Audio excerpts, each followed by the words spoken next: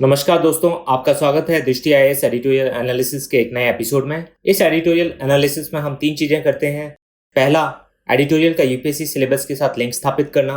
दूसरा, एडिटोरियल के की पॉइंट्स को समझना। और तीसरा, कोई की कॉन्सेप्ट अगर एडिटोरियल में आया है और एग्जाम की दृष्टि से महत्वपूर्ण है तो उस पर भी चर्चा करना। तो आइए शुरू करते हैं आज का एडिटोरियल एनालिसिस। आज का आर्टिकल हमने हिंदुस्तान टाइम्स से लिया है और ये 10 तारीख को आया है। आर्टिकल का शीर्षक है A threefold test for new legislations। और ये कहता है कि कोई भी जो नया कानून है, क्या उसने ये 3 टेस्ट पास किए हैं। और पहला टेस्ट है कि क्या उस कानून को बनाते समय सारी चीजें जिनका ध्यान रखना चाहिए उनका ध्यान रखा गया है। वो कानून किस तरीके से इम्प्लीमेंट किया जाएगा और क्या वो कानून जिस उद्देश्य के लिए उसे लाया गया है उसको पूरा करने में सफल होगा कि नहीं। तो इन तीनों बातों पर इस आर्टिकल में विस्तार से चर्चा की गई है। तो आइए आप देखते हैं इसका सिलेबस के साथ लिंकेज। तो ये आर्टिकल डायरेक्टली लिंक होता है जीएस पेपर 2 के साथ, जहां की गवर्नेंस, कॉन्स्टिट्यूशन और पॉलिटी इंपॉर्टेंट टॉपिक्स हैं। और इसके अंतर्गत ये functions and responsibilities of union and states इसके साथ जुड़ता है, क्योंकि इस आर्टिकल में बात की गई है ऑर्डिनेंस मेकिंग पावर की, तो जो कि केंद्र सरकार के पास है आर्टिकल 123 के तहत और राज्य सरकारों के पास है आर्टिकल 213 के तहत। और इसमें यह भी बात की गई है कि पार्लियामेंट और स्टेट लेजिस्लेचर वो कैसे लॉ मेकिंग प्रोसेस को अंजाम देते हैं और उसमें क्या क्या सुधार की संभावना है। तो सिलेबस के साथ लिंक स्थापित करने के बाद अब आइए देखते हैं इस आर्टिकल के की पॉइंट्स। तो आर्टिकल बताता है कि जब भी पार्लियामेंट या स्टेट लेजिस्लेचर सत्र में नहीं होते हैं तो भारत का संविधान केंद्र सरकार और राज्य सरकारों को ये शक्ति देता है कि वो ऑर्डिनेंस के माध्यम से कानून बना सकें। तो इसको ऑर्डिनेंस रूट भी कहा जाता है। और केंद्र सरकार ने पिछले 2 महीनों में करीब 10 कानून पास किए हैं ऑर्डिनेंस के द्वारा, और जिसमें से 4 तो हाल ही में बनाए गए हैं। और आर्टिकल ये भी बताता है कि जो भारतीय विधि पुस्तकें हैं यानी कि स्टैट्यूट बुक्स हैं, इनका दायरा लगातार केंद्र सरकार और राज्य सरकारों के द्वारा बढ़ाया जा रहा है। और भारत में 6000 से अधिक कानून पारित किए गए हैं और इनमें से कई सारे कानून ऐसे हैं जो कि अब आउटडेटेड हो गए हैं, जिनकी अब कोई जरूरत नहीं है। और केंद्र सरकार ने इस बारे में कुछ पहल भी की है, जिसके द्वारा जो पुराने कानून हैं जिनकी अब जरूरत नहीं है या वो आउटडेटेड हो गए हैं, उनको रिपील किया जाए, यानी कि उनको हटा दिया जाए स्टैट्यूट बुक से। और इसके लिए एक रामानुजम कमेटी, ये आपको पता होना चाहिए, इसको बैठाया गया था 2014 में। और लॉ कमीशन ने भी अपनी रिपोर्ट्स में कहा है कि कई सारे जो पुराने कानून हैं जो अब कोई भी उद्देश्य हल नहीं कर रहे हैं, उनको स्टैट्यूट बुक से हटा देना चाहिए। और क्या कारण रहा है कि ये कानून इतनी ज्यादा संख्या में बढ़ गए हैं। तो आर्टिकल में बताया गया है कि किसी भी समस्या को सुलझाने के लिए सरकार के पास जो पहला रास्ता होता है वो होता है उस पर एक कानून बना देना, और इसी के द्वारा कानून की संख्या में लगातार वृद्धि होती रही है। लेकिन क्योंकि हर समस्या को हल करने के लिए जब कानून बनाया जाता है तो इस कानून को बनाने की प्रक्रिया भी उतनी ही सशक्त होनी चाहिए और उसमें चेक्स एंड बैलेंसेस भी होने चाहिए कि उसका दुरुपयोग ना हो सके और वो कानून जिस चीज के लिए बनाया जा रहा है उसी उद्देश्य को पाने में सफल हो। और इसी संबंध में आर्टिकल बताता है कि विधि निर्माण बहुत ही इंपॉर्टेंट मसला है सरकार के लिए, और इसी को देखते हुए कानून बनाने के संबंध में 3 मुख्य प्रश्न उठते हैं। और जो पहला प्रश्न उठता है वो ये है कि जो कानून बनाया जा रहा है वो किस परीक्षण प्रक्रिया से गुजरा है, यानी कि उसकी ठीक तरीके से जांच पड़ताल हुई है कि नहीं, और जो प्रावधान उस कानून के द्वारा लाए गए हैं उन पे चर्चा हुई है कि नहीं, उन पे राय ली गई है कि नहीं। दूसरा प्रश्न उठता है कि ये कानून किस तरीके से लागू किया जाएगा, क्योंकि इम्प्लीमेंटेशन किसी भी कानून का सबसे ज्यादा इंपॉर्टेंट होता है। अगर कानून अपने आप में बहुत अच्छा भी है लेकिन अगर उसका इम्प्लीमेंटेशन सही तरीके से नहीं होता है तो कानून अपने उद्देश्य को पाने में असफल होगा। और तीसरा जो बहुत ही महत्वपूर्ण प्रश्न उठाया गया है कानून बनाने की प्रक्रिया के बारे में, वो ये है कि जो कानून बनाया जा रहा है क्या वो उस उद्देश्य के लिए उपयुक्त है कि नहीं, ये भी जानना बहुत जरूरी है। अब आइए देखते हैं पहला प्रश्न जो उठाया गया है कि कानून बनाने की प्रक्रिया में सही तरीके की स्क्रूटनी हुई है कि नहीं, यानी कि वो एक सही तरीके के प्रक्रिया से गुजरा है कि नहीं। तो इसमें आर्टिकल में कहा गया है कि किसी भी कानून को कितने सही ढंग से निर्मित किया गया है ये बहुत जरूरी है जानना। और कोई भी कानून अगर प्रभावी कानून होगा तो उसके लिए एक रोबस्ट लॉ मेकिंग प्रोसेस यानी कि एक सुदृढ़ विधि निर्माण प्रक्रिया का होना बहुत ही ज्यादा अनिवार्य है। और आर्टिकल में कहा गया है कि पिछले कई वर्षों से सरकार और संसद दोनों ने ही इस कानून बनाने की प्रक्रिया में और अधिक सुधार लाने की कोशिश की है ताकि जो कानून बने वो सही तरीके से इम्प्लीमेंट भी हो और उनसे जो उनका उद्देश्य है वो पूरा भी हो सके। लेकिन आर्टिकल बताता है कि कई सारे कानून अभी भी इस जो प्रक्रिया है कानून बनाने की उसको बाईपास भी कर लेते हैं किन्हीं कारणों से। और खास तौर से जब ऑर्डिनेंस के द्वारा कानून बनाया जाता है तो ये जो प्रक्रिया है ये पूरी तरीके से पूरी नहीं होती है। और जो ऑर्डिनेंस के माध्यम से कानून बनाए जाते हैं वो संसदीय समिति के पास नहीं भेजे जाते हैं क्योंकि जिस समय ये कानून ऑर्डिनेंस के द्वारा बनाए जाते हैं तो जाहिर बात है कि पार्लियामेंट या स्टेट लेजिस्लेचर सेशन में नहीं है। लेकिन जब वो सेशन रिज्यूम कर लेते हैं तब भी बहुत बार ऐसा होता है कि जो ये कानून बनाए गए हैं ऑर्डिनेंस के द्वारा इनको पार्लियामेंट्री कमिटीज के पास नहीं भेजा जाता है स्क्रूटनी के लिए। और आर्टिकल में एक और बात की गई है ऑर्डिनेंस के संबंध में कि ऑर्डिनेंस के द्वारा जो कानून बनाए जाते हैं वो खास तौर से किसी आपात स्थिति से निपटने के लिए या किसी विशेष परिस्थिति जो उत्पन्न हो गई है उससे निपटने के लिए बनाए जाते हैं। तो ऐसे जो कानून हैं इन पे इस तरीके की स्क्रूटनी और भी ज्यादा जरूरी है कि इनको बनाते समय सारी सावधानियां रखी गई हैं कि नहीं इसकी जांच होनी चाहिए। और ये तब और भी ज्यादा जरूरी हो जाता है जब ऑर्डिनेंस के माध्यम से या तो कोई नया कानून ही बनाया जाता है या फिर कोई जो एग्जिस्टिंग कानून है उसमें संशोधन किए जाते हैं, अमेंडमेंट्स किए जाते हैं। तो इन दोनों ही परिस्थिति में बहुत जरूरी है कि जो ऑर्डिनेंस के माध्यम से कानून आया है उसकी सही तरीके से जांच हो पार्लियामेंट्री कमेटी के द्वारा। दूसरा प्रश्न जो आर्टिकल में उठाया गया है कानून बनाने की प्रक्रिया को लेकर वो ये है कि क्या ये कानून जिस उद्देश्य के लिए लाए गए हैं क्या ये उन्हें पूरा करते हैं।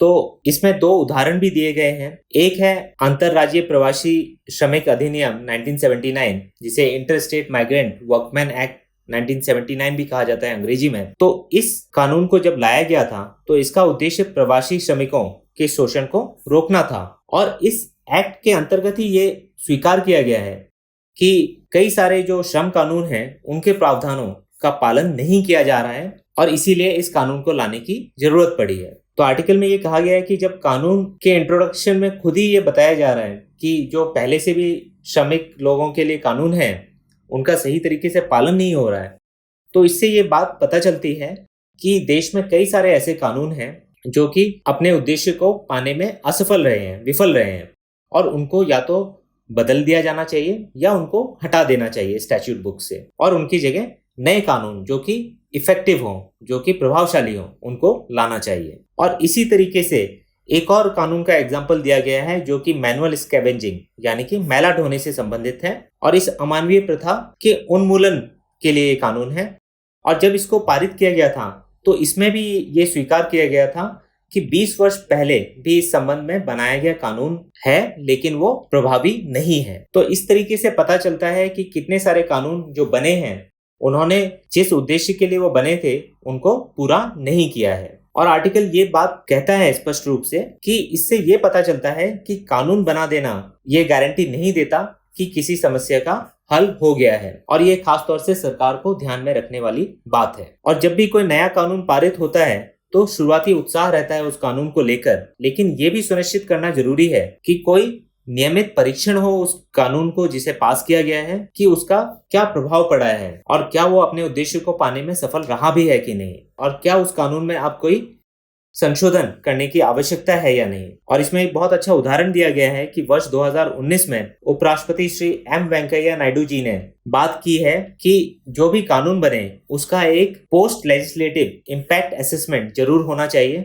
पोस्ट लेजिस्लेटिव इम्पैक्ट असेसमेंट यानी कि जब भी कानून बन गया है तो उसके बाद उसका क्या प्रभाव पड़ रहा है, क्या वो अपने उद्देश्यों को पाने में सफल रहा भी है कि नहीं, इसका जरूर एक मूल्यांकन होना चाहिए और ये बहुत जरूरी है। और इसको आप कहीं भी एग्जाम में मेंस आंसर राइटिंग में इस पॉइंट को यूज कर सकते हैं। जहां आपसे कोई सुझाव मांगा जाता है कि किस प्रकार से कानून बनाने की प्रक्रिया में सुधार लाया जा सकता है। तो आप बता सकते हैं कि उपराष्ट्रपति महोदय ने भी एक post legislative impact assessment of laws, यानी कि जो कानून बनाए जाते हैं उसके बाद उनका मूल्यांकन हो और फिर उस पर कोई संशोधन की जरूरत है तो वो संशोधन लाया जाए, इस तरीके का सुधार लाना चाहिए। और एक और जुड़ी हुई इंपॉर्टेंट बात है कि फिलहाल में एक संसदीय समिति जो कि राज्यसभा सदस्य श्री भूपेंद्र यादव जी की अध्यक्षता में काम कर रही है कि कानून लागू किए जाने के बाद उसके प्रभावों का मूल्यांकन किस प्रकार किया जा सकता है।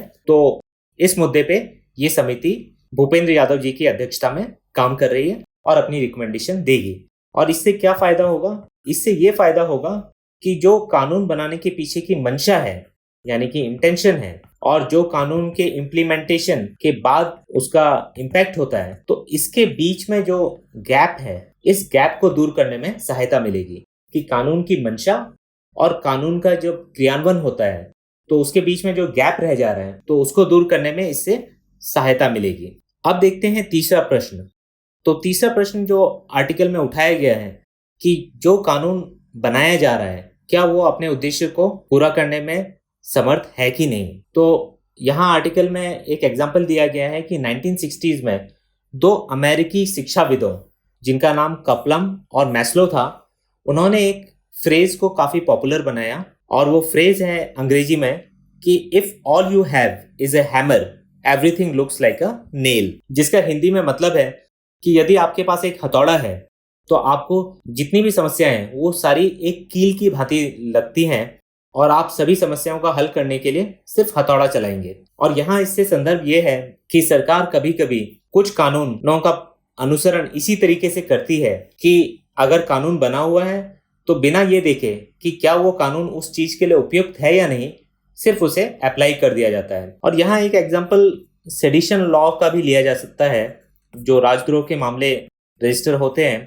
और ये सेडिशन लॉ अपने यूज के लिए और एब्यूज के लिए दोनों के लिए फेमस है। तो यहाँ भी कई बार ऐसी बातें अखबारों के माध्यम से उठाई जाती हैं कि जो पुलिस एजेंसीज हैं या एनफोर्समेंट एजेंसीज हैं वो सेडिशन लॉ का प्रयोग या दुरुपयोग इस तरीके से करते हैं कि वो बिल्कुल भी एप्लीकेशन ऑफ माइंड नहीं होता उसमें। तो क्योंकि ये कानून मौजूद है तो चाहे घटना कितनी छोटी से छोटी हो उस पर ये अप्लाई कर दिया जाता है बिना ये सोचे कि ये हथौड़ा है और आप इसको हर जगह नहीं मार सकते हैं। और आर्टिकल भी एक अच्छा उदाहरण देता है कि जो कोरोना वायरस महामारी के द्वारा उत्पन्न जटिल मुद्दे थे उसके लिए भी सरकारों ने, जो कि केंद्र सरकार और राज्य सरकारों ने कानूनों का उपयोग किया जनता को राहत देने के लिए, लेकिन कभी कभी इसके परिणाम उल्टे भी हुए। और जैसे कि इसमें बताया गया है कि पहले तो लॉकडाउन लगाया गया कि कोविड-19 का संक्रमण कम हो, इसके द्वारा जो बिजनेसेस थे वो ठप हो गए, बंद पड़ गए, और इसके द्वारा जो वर्कर्स थे उसमें काम करने वाले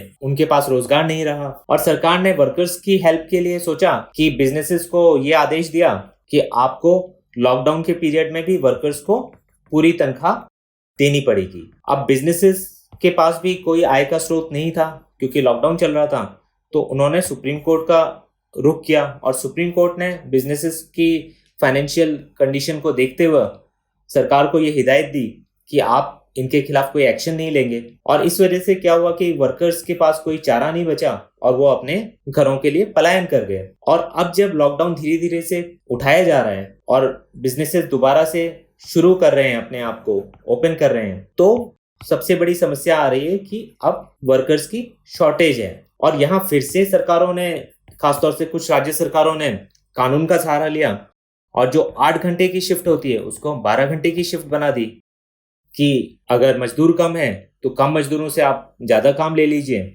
और इस तरीके से ये कानून बनाए गए।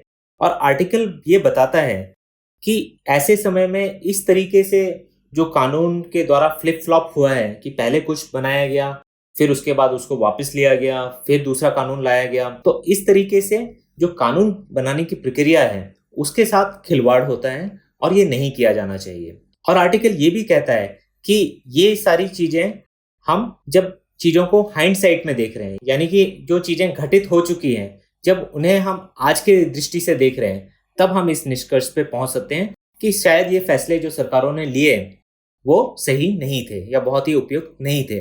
और अंत में आर्टिकल यही बात कहता है कि जो भी कानून बनाए जाने चाहिए उन्हें बहुत ही सावधानी पूर्वक बनाया जाना चाहिए। सबसे पहले उनको नियमित रूप से ये देखा जाना चाहिए कि क्या वो कानून सही तरीके से इम्प्लीमेंट हो पा रहे हैं या नहीं। अगर कोई कमी है या उनमें कोई संशोधन की जरूरत है तो वो संशोधन किया जाना चाहिए ताकि वो अपने काम में सफल हो।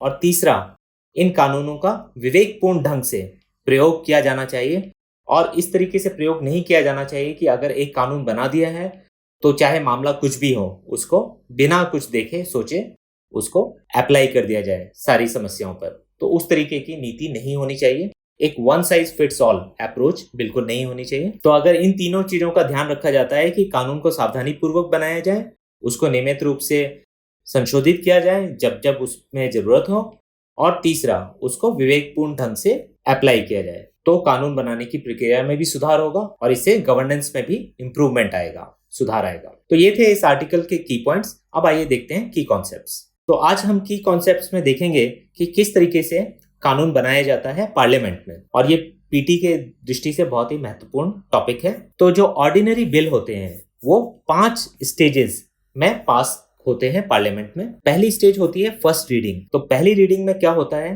कि जब आपका बिल इंट्रोड्यूस होता है हाउस में, चाहे वो लोकसभा हो या राज्यसभा, और इसे पब्लिश कर दिया जाता है गैजेट ऑफ इंडिया में, तो इसको मान लिया जाता है कि पहली रीडिंग पूरी हो गई है। तो इसके लिए 2 कंडीशंस हैं। पहला कि बिल को इंट्रोड्यूस किया गया है, और दूसरा गैजेट ऑफ इंडिया में उसको पब्लिश कर दिया गया है। दूसरी रीडिंग होती है जनरल डिस्कशन, और इसमें जो जनरल डिस्कशन होता है, जनरल चर्चा होती है, प्रिंसिपल्स और जो उसके प्रावधान हैं उस पे चर्चा की जाती है।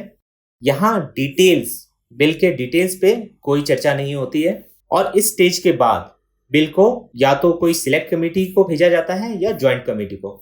सिलेक्ट कमेटी वो होती है कि उसी हाउस की होती है। अगर लोकसभा में बिल इंट्रोड्यूस हुआ है तो लोकसभा के मेंबर्स होंगे, और अगर ज्वाइंट कमेटी होगी तो इसमें लोकसभा में भी अगर बिल इंट्रोड्यूस हुआ है तो इसमें राज्यसभा के भी मेंबर होंगे।